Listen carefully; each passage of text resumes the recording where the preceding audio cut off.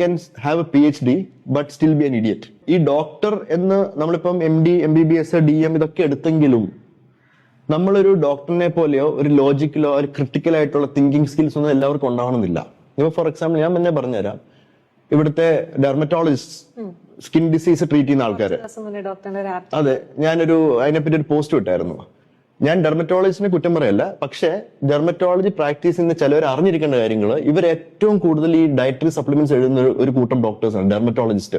ഈ മുടി വളരാനും നഖം വളരാനും സ്കിന്ന് ഗ്ലോ ചെയ്യാന്നൊക്കെ പറഞ്ഞ് അനാവശ്യമായിട്ട് ഇഷ്ടം പോലെ സപ്ലിമെന്റ്സ് എഴുതുന്ന ഒരു ഗ്രൂപ്പാണ്. അപ്പൊ ഡെർമറ്റോളജിസ്റ്റ് മുതൽ ഓർത്തോപീഡിക്സ്, സർജൻസ്, ഫിസിഷ്യൻസ്, എന്തൊരു ഗ്യാസ്ട്രോളജിസ്റ്റ് ഇഷ്ടം പോലെ എഴുതുന്നുണ്ട്. എന്റെ തന്നെ പ്രാക്ടീസ് ചെയ്യുന്ന പല പല കൊളീഗ്സ് ഒക്കെ ചെയ്യുന്നുണ്ട്.